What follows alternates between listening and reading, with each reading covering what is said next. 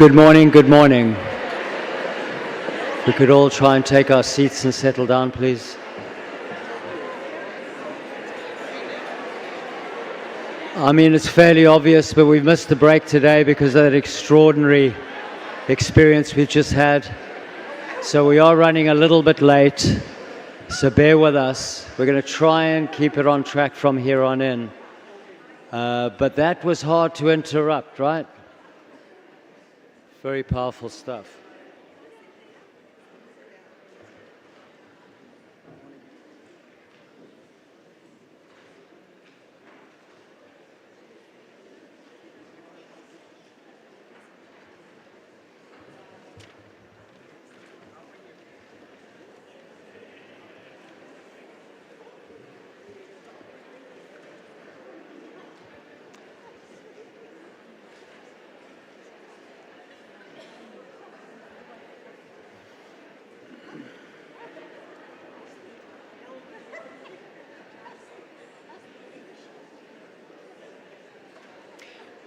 Okay, are we all comfortable and settled? Good morning. Thank you. Good morning and welcome to or back to the Sheldonian Theatre, and of course including a warm welcome to our online visitors with us today, our attendees. My name is Rob Watt, and I'm the founder and CEO of Innisfree Therapy, and it is our pleasure to co-sponsor and co-host this prestigious event alongside White River Manor in this beautiful theatre over the next 3 days. One of the privileges that comes with sponsorship is the opportunity to introduce very special guests speaking on fascinating topics. It gives me great pleasure today to introduce Dr. Frank Anderson, Linda Tai, who we've just had an extraordinary experience with, and Dr. Janina Fisher, who will today be sharing their personal experiences on a topic that really resonated with me when I first read the outline. The topic is erasing identity for survival. And I've just sat through an hour and a half of it was just I wasn't expecting that. Okay, I thought I had a job to do. I came in here to do a job, and that's not what I got. What I got was a gift, and at one stage I thought I was going to struggle to get through this, but I know it's going to be okay because I got you guys here as well.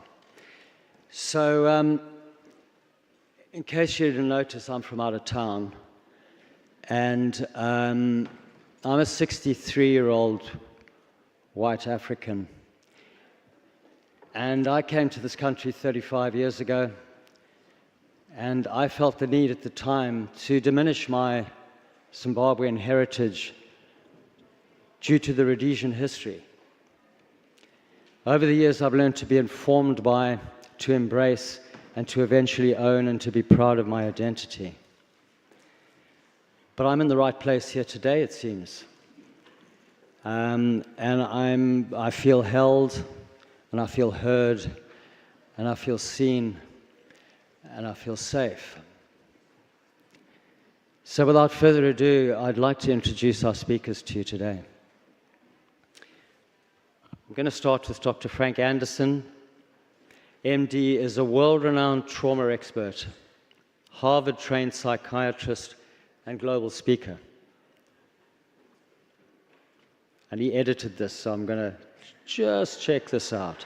Best-selling author of Transcending Trauma in 2022 and newly released memoir, To Be Loved, A Story of Truth, Trauma, and Transformation, 2024. Dr. Anderson has a long affiliation with Bessel van der Kolk at the Trauma Research Foundation and is a lead trainer at the IFS Institute under Richard Schwartz. He is passionate about training brain-based psychotherapy and integrating current neuroscience knowledge with cutting-edge models of therapy. More editing. He is the director and co-founder of the Trauma Institute and trauma-informed media organizations that provide educational resources and promote trauma awareness. Linda Tai, LMSW, is a trauma therapist specializing in cutting-edge brain and body-based modalities for complex developmental trauma. As an educator, she adeptly communicates on trauma, attachment, and the impact of oppressive systems. Passionate about healing trauma, Linda is redefining what it means to be wounded and whole and a healer. You don't say.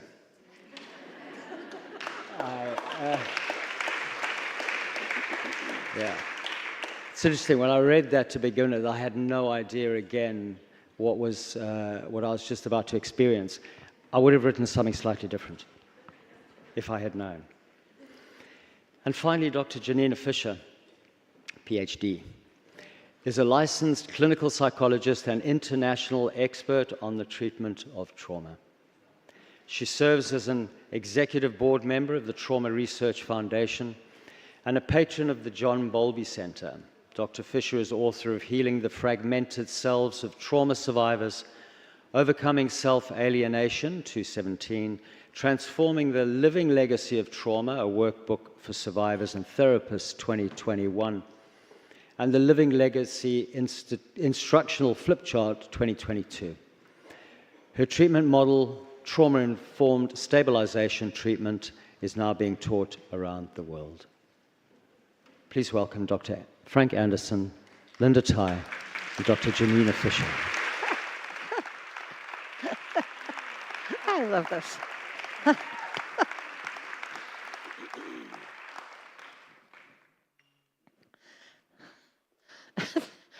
As we were getting together to prepare for this, Frank, Janina and I... okay, thank you.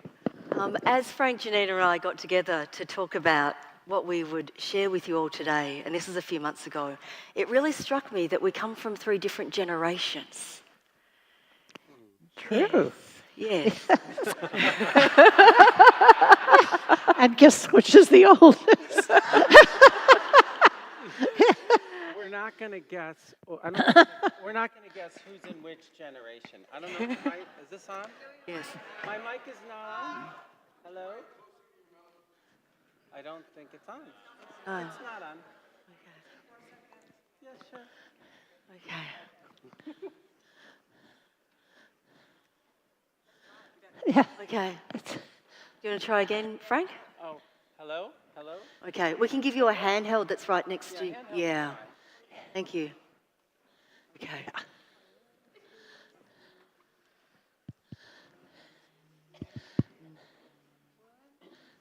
Yeah, handheld is fine. No worries. And this is not working either. Yeah. Yeah, no, it is. Right. Hello? Like Hello? ice cream. Is that better? Yeah. Okay. All I was going to say is we're not going to guess who's in which generation. That's all I wanted to say. We're going to leave that open for all of you to explore. It was also really striking when we started to share amongst ourselves what are the identities about ourselves that we've erased. Yes. And that there is there is a social, cultural, political context within which, some of us have had more capacity to share who we are into the world. And it's not this individual capacity, it's society's capacity. Yes. Yes. So shall we start with Janina? I guess, as the oldest generation. I think as your talk really amplified for me, I come from a white privileged background, so privileged I didn't even know I had white privilege until I met my partner, my black partner, many years ago. And I discovered what it meant to have a black body. And I discovered what it meant to be in a relationship with a woman rather than with a white man, which was the expectation for my generation. In fact, we weren't even supposed to have careers, right? We were supposed to go to college to meet our husbands, who supposedly would be white, successful, and wealthy, and educate white privileged children. So I have learned a lot along the way.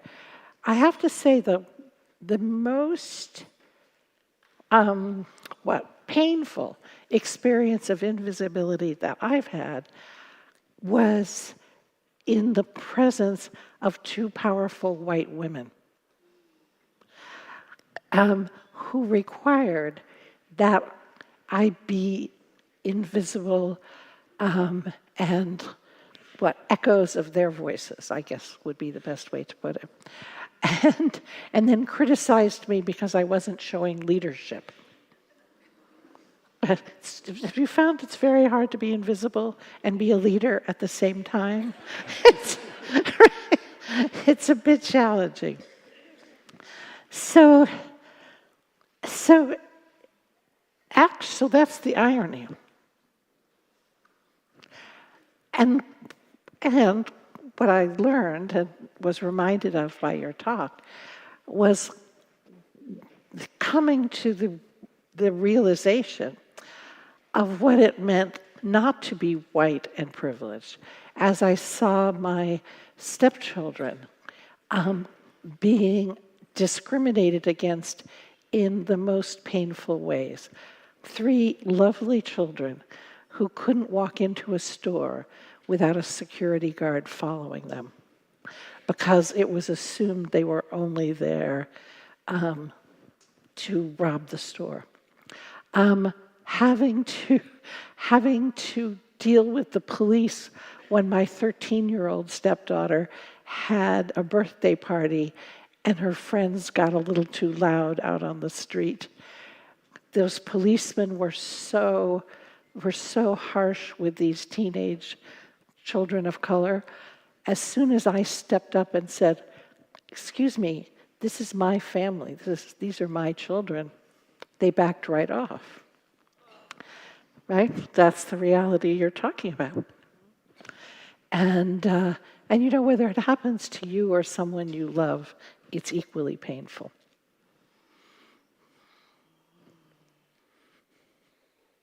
Would it be okay to ask you,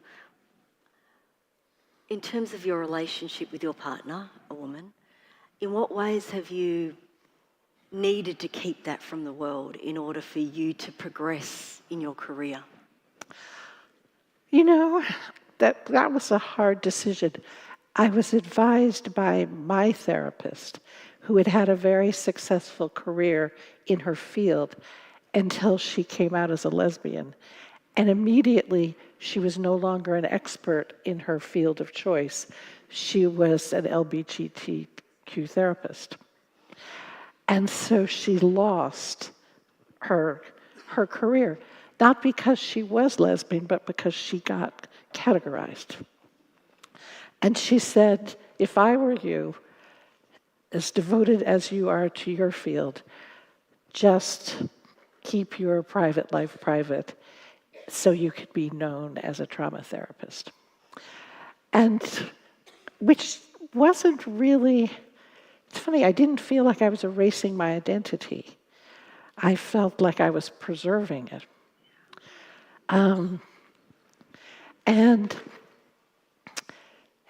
And I was open with anyone who asked me. I just wasn't going to, I didn't want to develop a professional career and be labeled and compartmentalized. I mean, I think it's a terrible thing we don't think about, right? If you're a Black therapist, people are going to refer Black clients to you. Does that make sense? Right? There's these boxes that make us invisible in a weird sort of a way.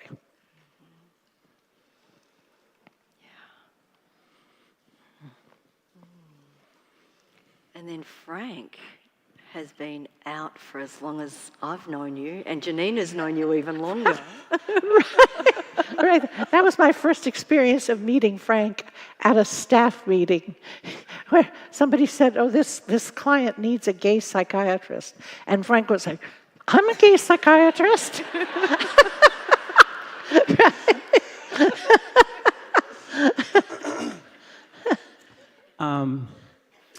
This is a really powerful, beautiful moment of sharing the stage with these two amazing human beings. I really don't feel like I belong here. I will say that as someone who has held invisibility really my whole life, starting at age 6 years old. I still don't believe I belong. I don't know when that's going to change, and I don't know if it actually ever should change. I haven't always been the out psychiatrist, that is for sure. I, at 6 years old, was told, "You're not going to school today, Frankie." I sauntered into my parents' bedroom, and it was the middle of the school year. I wasn't sick. I really didn't understand what was going on. And they took me downtown to the big hospital in downtown Chicago for a day of psych testing because I got caught in my cousin's basement playing with her Barbie playhouse. And back in the day, I will age myself in that way, being born in the 60s, being gay was a disorder. It was a mental disorder. And in my parents' best interest, having my best interest in mind, honestly, they will say this to me now, they were concerned with me having a bad life and being teased and bullied and picked on because I had a natural curiosity.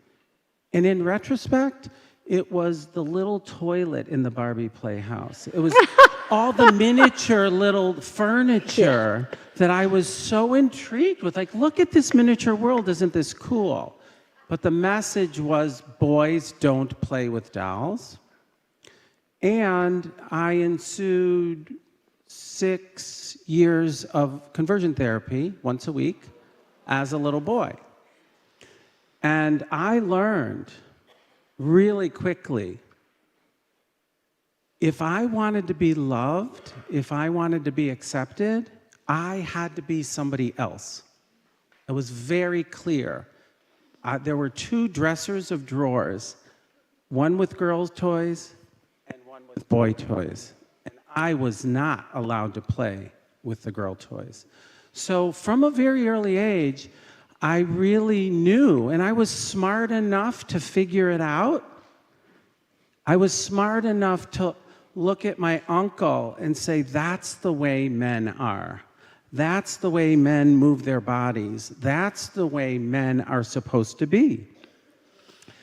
So that adaptation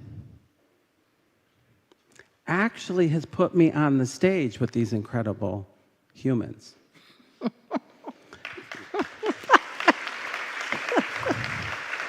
Because I did learn how to be in the world in the ways that the world wanted me to be. I did get into Harvard. I was the psychiatrist at Bessel van der Kolk's trauma clinic. The world was open to me because of my invisibility. I learned how to be somebody else in order to succeed in this world. So I do hold a lot of value in a strange kind of way for this trauma adaptation. I think I'm alive because of that. Because during the AIDS crisis, I was married to a woman because I did the right thing. And I knew what was expected of me to be safe in the world. So I wasn't always the out psychiatrist who, by the way, is wearing a really fancy suit with pearls. Okay? Because now I could wear pearls. And just like Janina, I saw myself as a trauma expert first. And because of the hiding and the invisibility that I grew up in, I did develop a successful career. And people do see me as somewhat of an expert because of that adaptation. So I think it's important to value our responses, our protective survival mechanisms, because I wouldn't be here. I know that. And the cost was that I was not an emotional human. I did not feel feelings. I suppressed all of who I was in my soul in order to succeed in my career. So there is a cost and there is a great benefit from my experience in holding both. I'm going to say this just because my first mentor just walked in the room. Bessel van der Kolk is here, and you know, he saw the potential in me. He really did. More than I saw it within myself. And I had this amazing future at the trauma center, met all of the people that I know and love in this world. And there was this one point, I believe, and I don't even know how this ended up happening, Bessel, but Bessel at one point wanted me to take over the clinic someday and marry his daughter, right? And boy, was it a shock for him when I divorced my wife and came out, right? And honestly, and I mean this wholeheartedly, I probably was one of the first gay people that Bessel knew, and it was so confusing for him. And like, wait a minute, you're this Harvard-trained person, protege, and he did not judge me at all. He didn't. I didn't feel judged. He felt confused. I felt his confusion, but I knew that it was okay to be me and be smart and be a gay person, because it is in that team meeting that we were all together that I did have that experience that, wow, you can be gay and be smart and know about trauma. Because I wasn't shunned and I wasn't kicked out of the trauma center at that point. And it was really at that point, I did then shift. And I thought, you know, trauma is a violation and an abuse of power. And why are all of us trauma survivors, the experts, teaching our clients, the survivors? It didn't make any sense to me, because I don't know anyone in this room who hasn't had some form of overwhelming life experience. I think that's why we're here on this earth, is to go through and learn from adversity. So I did take that moment and move into my career as, hello, my name is Frank, then Guastella, now Anderson. I have a trauma history and I'm gay. Nice to meet you. And it's never been a problem for me. There's no career backlash. There's been no career backlash. in that way. I have to say, there's been no career backlash. And the reason I think that is, Linda, is that I was established as an expert first. And then I was a gay person second. And so I think, I don't know, that my credibility overrode my identity in this way. And I also think my comfort after many, many years of therapy said, I'm comfortable with being gay. If you're not, that's your problem. And so I haven't experienced much in the context of my career in that way. Now, I know other people certainly have in the coming out first and then establishing a career secondly, but I haven't experienced that in this order. Right, and it may help to be a white male. That's the... oh, you think? Just like might help a little. Oh, you think? 100%. No, because one of the things that's been very confusing for me was white male privilege. I know that's the way it looks, and I know that's the way it is when I walk down the street and I walk into any store, and I have never felt that internally because of my trauma history for being beaten and abused as a little gay boy. So yes, I'm aware of what I hold in the world, and maybe that has a lot to do with it. And growing up, it's been very confusing because I've never felt the privilege that the world has absolutely given me. Which I think is one of the privileges of white privilege, 100%. is that you don't have to think about it, right? Yeah. That's 100%. Yes. yeah.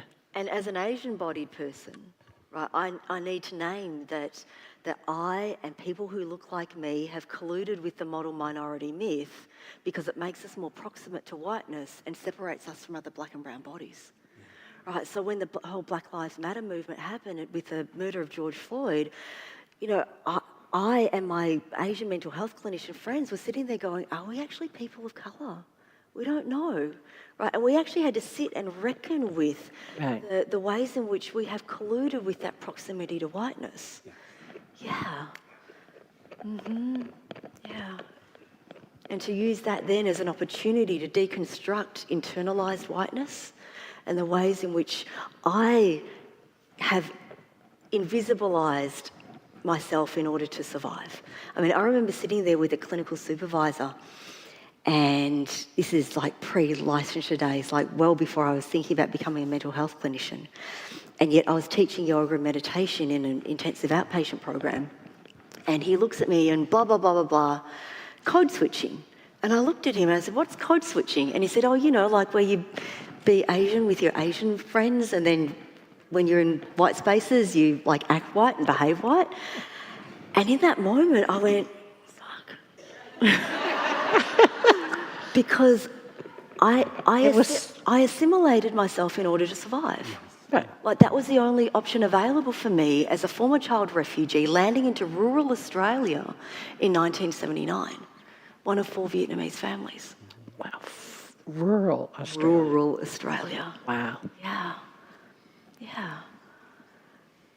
And so a lot of my journey has actually been about reclaiming my Vietnameseness. And I remember when I first started speaking Vietnamese, I was actually in Alaska Native circles, because in Alaska Native circles, when you introduce yourself, you name your parents and your grandparents and the villages that they're from and the work that they do. And so none of these people can speak Vietnamese, but you know the way they do it is you introduce yourself in your native language first and then in English.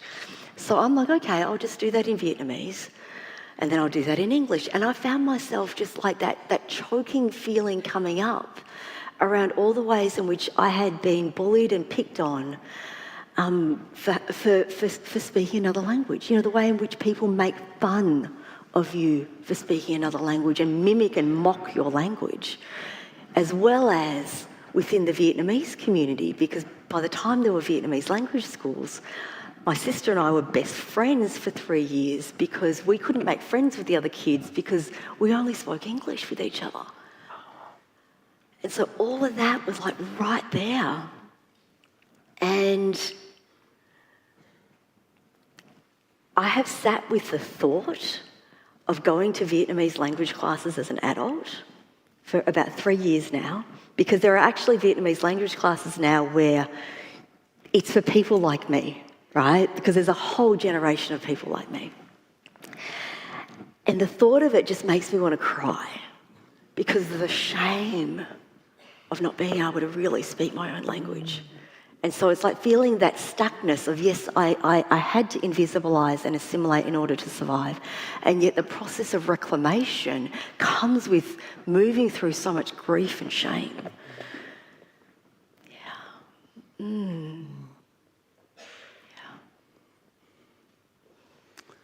Yeah. How have you confronted that? How have you managed that? What is your relationship, Linda, with this doing it differently now, reclaiming power now? I'm very curious about this because I think this is a place of healing trauma that we don't talk about as a culture and as a community, as a field.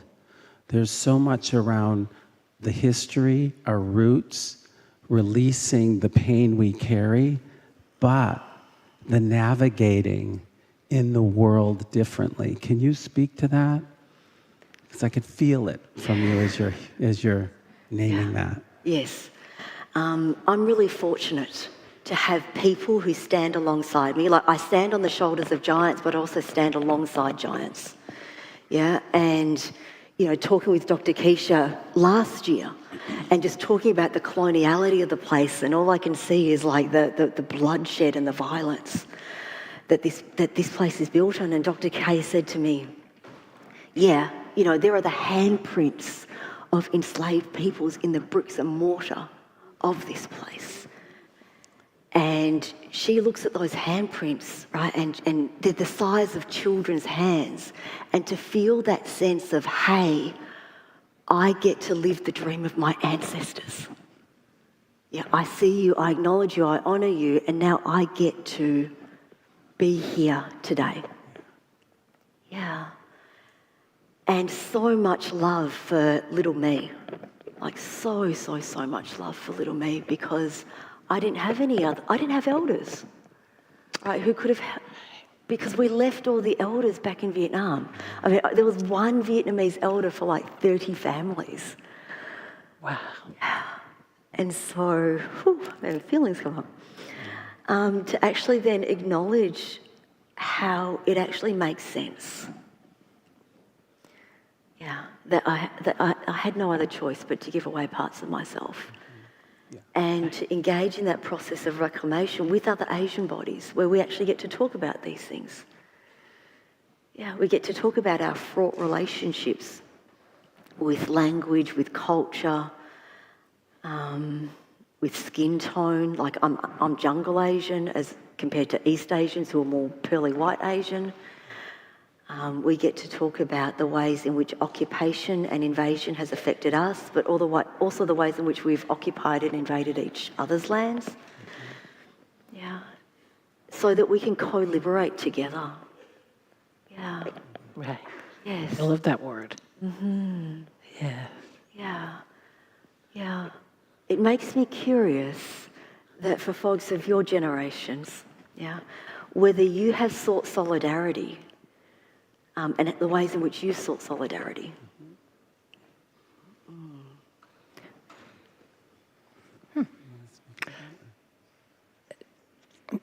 Go ahead. Because I'm thinking, have I sought solidarity or have I just assumed it? Other than personally. I mean, right, there's also the struggle with, our inner worlds, right? And the feeling of not belonging. But I don't have that experience being other in this in the way that you had to survive.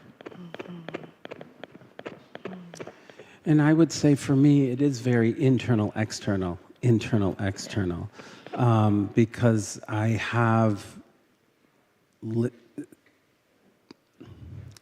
erased myself to be there for what others needed and wanted me to be for many, many years.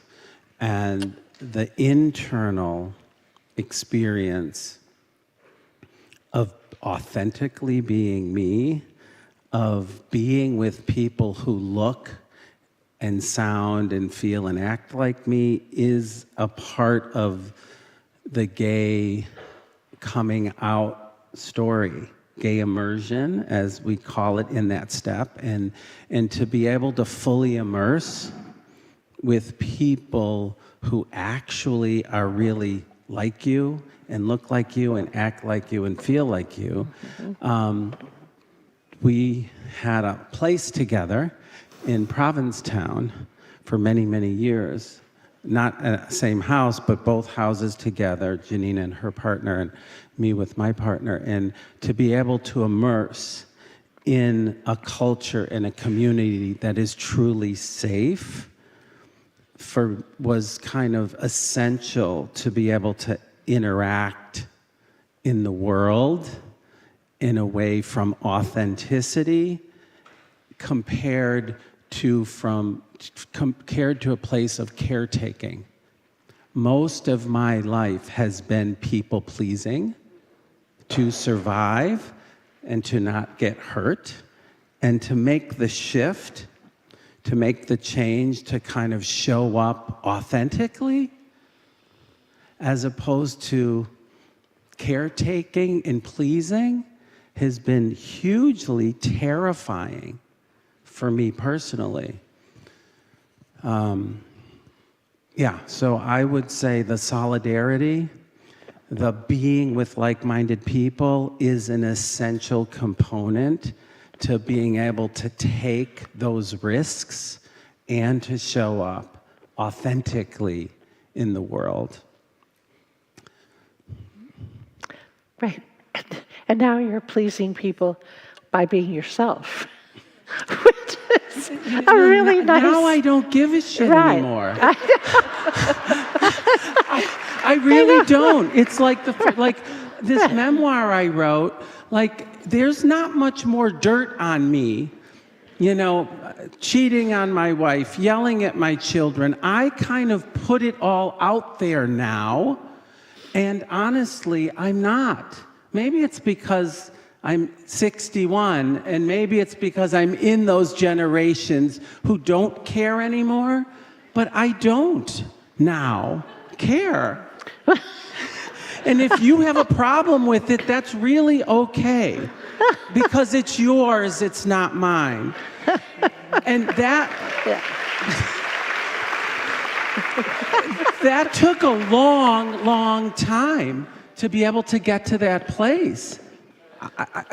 That's what I would say. And I'm still in that place where exposure equals death. Yes, that's right. Yeah. Right. Yes, and so I find the immersion to people who look like me, because really you're not hungover. I have an Australian accent and I look, Asian, right?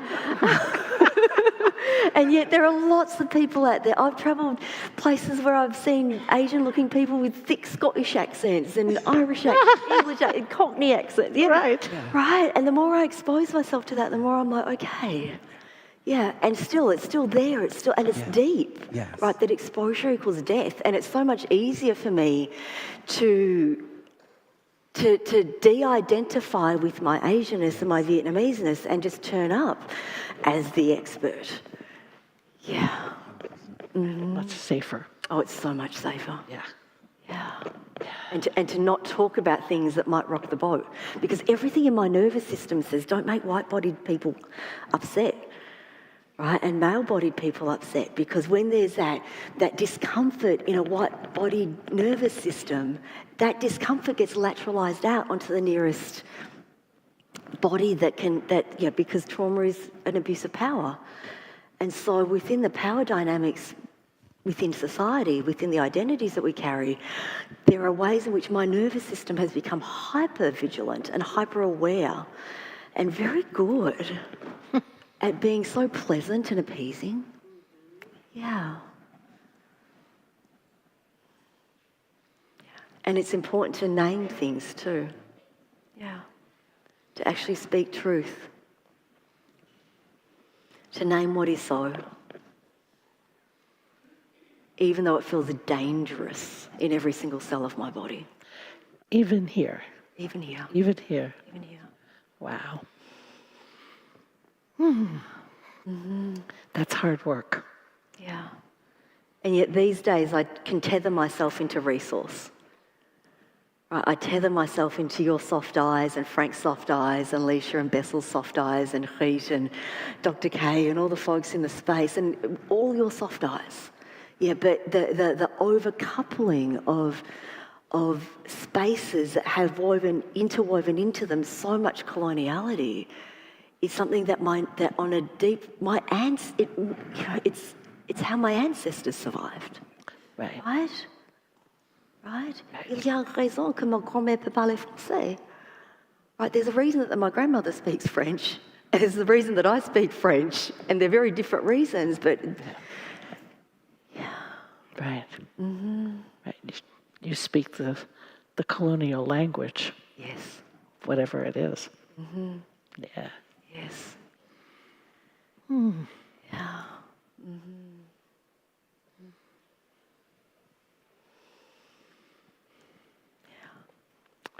It's good to have survived. Yeah. And it's good to be with you. I know you have to catch a plane, so just let us know. Yes. Yes, I do need to catch a plane. I don't. Yeah. Oh, I have some more questions for you both, though. Oh. And I do need to catch a plane. Yeah. I think a question that I'd like to ask, in terms of invisibilised identities, because I know that there is like a certain amount of space that's available for Asian bodies or for bodies of the global majority or for queer bodies. And do you ever have that experience of who let all the gay people in? Because I know I have that because it's been indoctrinated into me, right? That I need to compete with other black and brown bodies for the breadcrumbs at the feet of coloniality. And so it's yeah. Wow. Yeah, that's hard work too. Yeah. And so I work with that by inviting other black and brown bodies onto the stage with me to share it instead of hoarding that for myself. Yeah. And it's important to name that because it's a setup. It is. Right? It's a setup. Right. Yeah. Right. Yeah. Yeah. Yes. And I think it's hard as a person of white privilege to realize that you're taking you're taking all the food and leaving crumbs. And reckoning with that.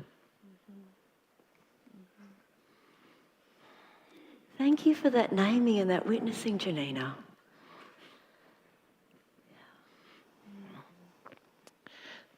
And I feel grateful that you and other brave people bring it to our attention. Yes. Because I know my own experience was being utterly clueless. Yeah, 100%. That white privilege, right? I don't have, and thinking of privilege socioeconomically rather than in terms of the color of our bodies. Yes. That there are more poor white-bodied folks in the United States than what there are people of the global majority in the United States experiencing poverty. Right. Yeah. Yeah. Yes. And I can name that these days too. Right. But to be white and in poverty Right. still gives you more privilege. Yes. Yeah. Yeah. It's the possibility of passing is one of the things that I'm really aware of as a white-bodied person. First of all, I don't know how anybody couldn't know that I'm gay if I walk into a room. It's so damn obvious, right? However, I can walk down the street and I can pass and I can put on a flannel shirt or a cowboy hat or something. And yes, it's funny, but also it's life-saving. It's life-saving. And gender-wise, as a woman, as a person of color, there isn't passing. There isn't the possibility of passing. So I feel very fortunate, even in my internalized, embodied minority status, because I live with it. You know, last year I walked into a room and there was a gay flag at the welcoming center here. And my whole physiology relaxed. I was like, okay, there's some of me here, right? People, you know, this subtle things that people aren't mindful of. There is a gay flag. Okay, it is safe, right? So yes, I have that internal experience for sure. And I have the privilege of passing. And so many people don't have that privilege of passing and have to deal with it constantly. So I think that's been a gift for me to have the option of passing versus not. I just wanted to kind of name that difference. Right. And I think one of the hardest things about having a black or brown body is that you're both invisible and too visible. And it's a very, very hard combination to live with. Yes, because you get to be individuals, and I don't get to be an individual, right? Yeah. Yeah. And it, I mean, for me, when you start speaking, as you do from your heart and your body, I feel the sense of you really there. Do you feel that same sense? More and more these days. That's great.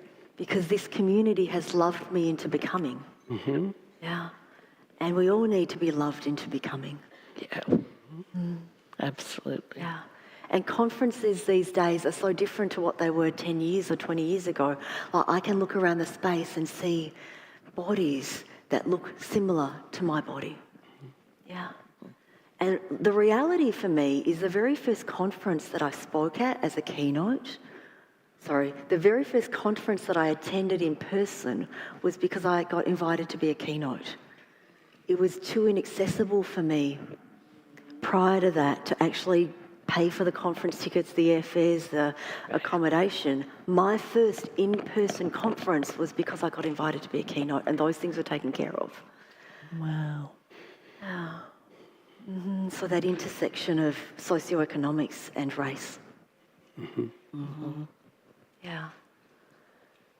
Yeah. Yes, more crumbs. More crumbs. Yes. Yeah. And yet my own work in terms of immersing myself into community and then immersing myself into the process of apprenticing to grief and terror and shame means that I can actually embody my ancestors these days. Yeah. Which must feel good. It feels so good. Yeah. And amongst those ancestors are also professional ancestors, right? Like yourself, Janina, and Frank, and Bessel, and Leisha, and so many folks who are here today at this conference. Yeah. Yeah. Yeah. Yes, I think I'd rather have all of you as ancestors too, rather than the ancestors I have.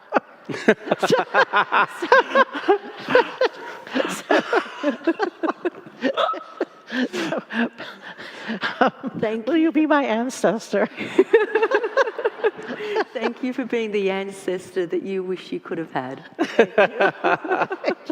That's good. Yeah, that feels good. Yeah. Yeah. Yes, and yes, I can embody aspects of ancestor for you for sure. Great. Yeah. Love it. Yes. Yeah.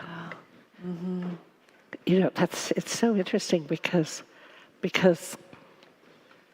you bring the ancestral wisdom.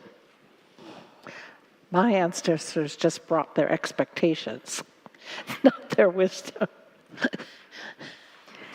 Yeah. My ancestors brought that too. Yes. Maybe they all do. I'll finish up here with the terror of my ancestors. Yeah. Because my ancestry is mafia, is Italian mafia growing up in the Midwest. And so I held the fear and the terror of that power and privilege that was so toxic and scary and dangerous growing up. And violent. I used to go to bed at night thinking our house would get blown up, we would get murdered. Even though the kids at school thought it was so cool and fun to have Al Capone as a association, it was terrifying to have the ancestral energy of such violence and abuse of power. I never understood how I ended up in that family, not holding that ancestral energy. So we take all different forms of what we have and what we carry and what we disown and what we have in ourselves, because we all have been victimized and we've all harmed and been harmed. And I think until we hold that completely and wholly, we won't be able to heal. Yes. And in many Indigenous traditions, the word justice is actually synonymous with the word healing. Yes. And so justice for the oppressor is healing for the oppressor. Yeah. Yeah, and justice for the oppressed is also healing for the oppressed. Yes, that's right. Because our liberation is bound. Yeah. Yeah. Yes. Yes. Thank you both so much. Yeah, thank you. Thank you.